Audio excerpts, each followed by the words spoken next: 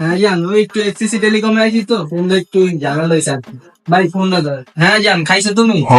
হ্যাঁ হ্যাঁ আইসি একটু মনে রে। হ্যাঁ বাবু, হ্যাঁ হ্যাঁ, আমিও তোমাকে অনেক ভালোবাসি জান, ময়না। হ্যাঁ হ্যাঁ হ্যাঁ, I love you so much Babu.